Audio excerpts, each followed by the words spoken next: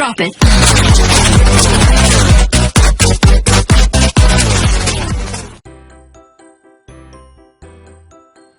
Alright, so morning guys. So on this video I show you how to configure your Coinslot. Okay, so on this brand I'm using Suki brand, so you can also use the Allan brand. So normally kaya natin nire-program is minsan ayaw hulog dito sa Coinslot na to, ayaw maghulog ng barya. So in this video, ituro ko sa inyo ngayon kung paano i-program to. So make sure na naka-power on muna yung Coinslot mo. So I'm using this one. Ito yung DC barrel jack. So connected siya sa positive and negative. Then ito yung wire ng Coinslot. And then ito is plug on the supply, which is we're using 12 volts and 3 amps. Okay? So to get started, ang gawin natin is press natin tong dalawang button na to. Okay? Ayan. As you can see, nag-A siya. Then press mo tong set dito. Ayan. You can see, nag-letter E siya. Okay? Ayan. So, mas clear siya. So, nag-letter E. So, meaning ng E is number of coin. Okay? So, for ilang coin yung gagamitin natin. So, in this example, we are using 6 coins. So, Piso, 5, and 10 pesos, old and new. So, that's 6 coin. So, again, para makapunta doon, is press mo itong dalawa sabay, 1, 2, 3, tau. Then, press mo to. Then, ina. So, 6 coin. So, dito. 1, 2, 3, 4, 5, 6. Okay. So, number 6 na siya. Then, press mo tong set dito. Okay. So, yung H1, masyado siyang malinaw yan. Yung H1 is meaning yung number of coins. Number of sample coins. So, basically, ang nilalagay natin yan is 20.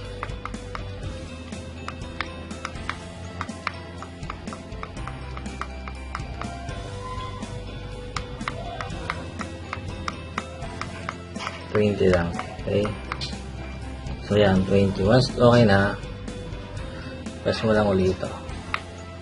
Yan. So, lumabas dyan is P1. So, meaning, that's false. So, false meaning yung value ng coin. So, sa false one natin is yan yung piso natin. So, yun natin 1. Okay. So, next natin. So, F1. Meaning, ito naman yung frequency. Basically, I put 12 on frequency. Kapag okay na, press lang ulit ito. Then, as you can see, lumipat siya dito. Should be H2. So, your second coin. Okay? So, yung second coin natin is, yung H again, is 20 samples.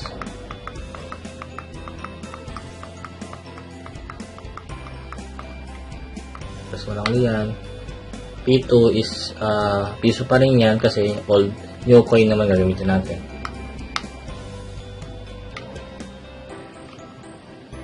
Ayan. Okay, and then F2 default lang siya sa 12.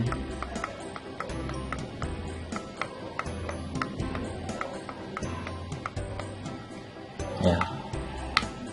Then H3 which is yung 5 pesos na old. So, ganun ulit. 20 samples.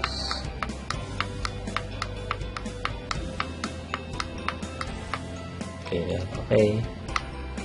Then P3. So, dahil 5 pesos siya, so, it must be pulse 5. So, dahil 5 pesos yung value niya.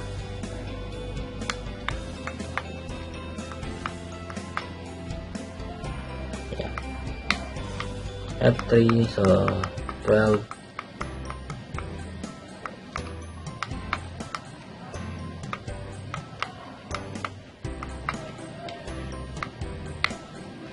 H4, so Ito naman yung 5 pesos na new.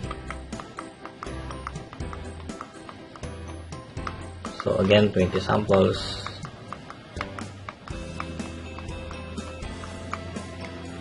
Then okay lang. P4, so pulse ulit, edi 5 pesos. Then okay. So F4. Sa F4 naman, so that's 12 for frequency.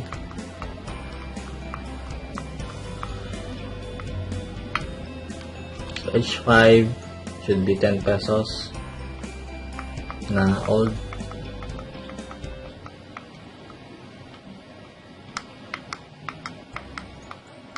$20 samples again.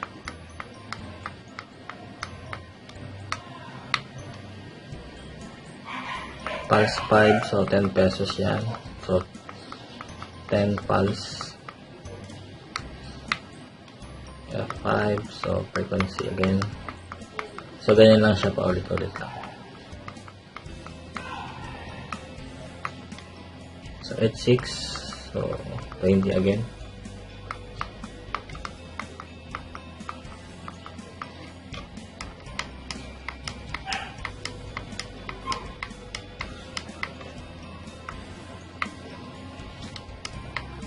P6, so pulse 10, frequency that's 12.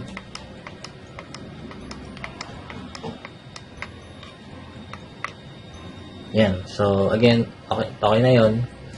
Ang next step natin is yung mag-test na tayo ng mga coin. So basically i-reset ko muna to.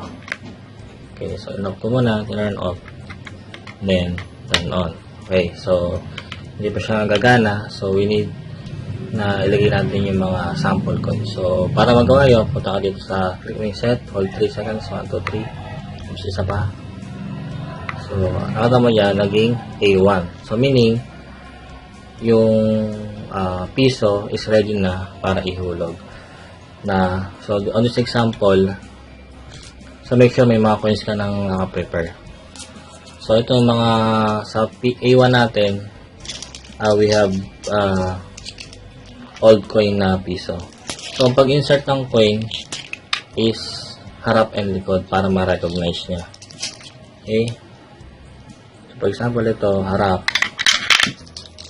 then ito likod. So ganun lang siya, harap likod lang.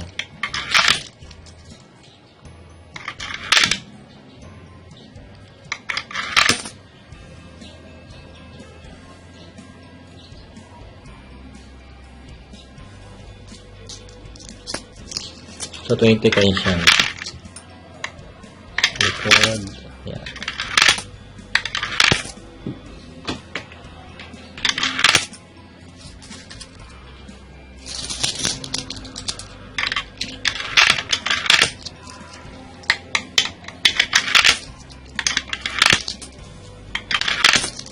Para mas recognize kasi yung ano niya, yung mga coin niya, yung harap likod.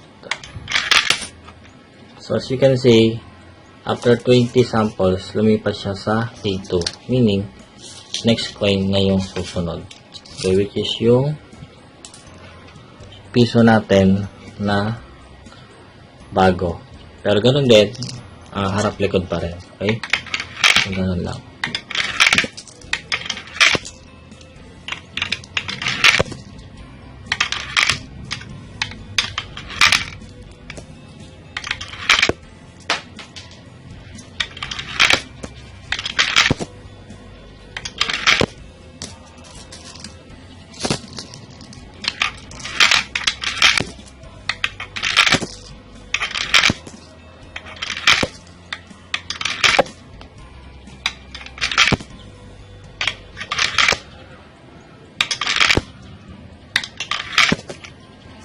The next is 5 pesos sa A3. 5 pesos na old coin. Okay. Harap, likod.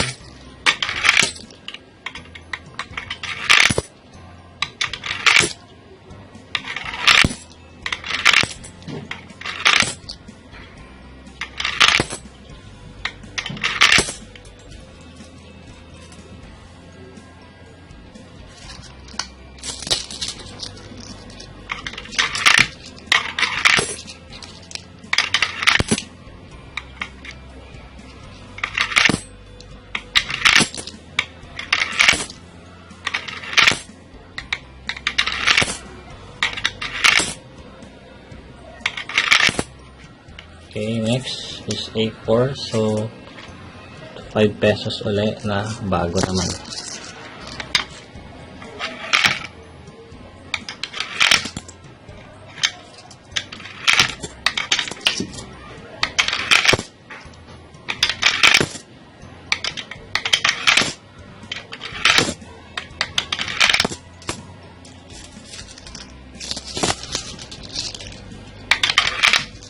So, hindi lang siya kadali.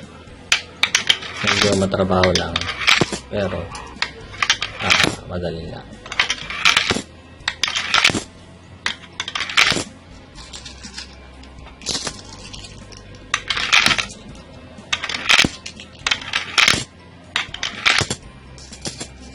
Okay, next is 10 pesos na 10 pesos all pen. Record.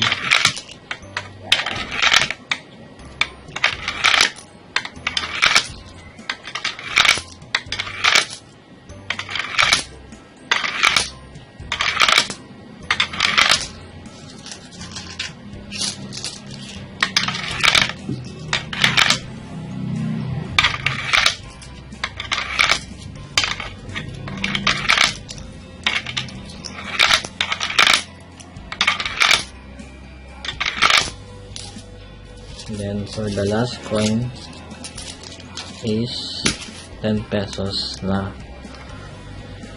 bago. Okay? So, harap. So, harap. So, harap. Likod.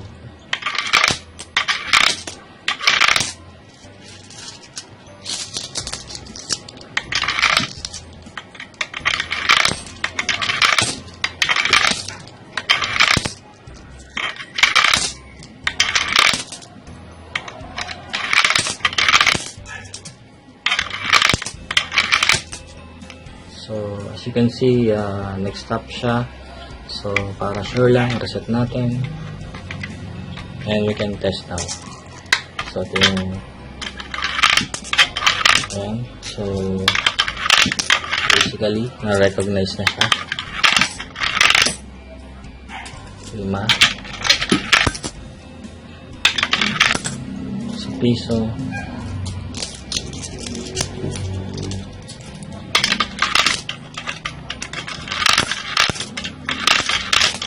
So now everything is smooth. So pag ayaw pa rin, minsan normally alikabok or talagang we need to replace the unit.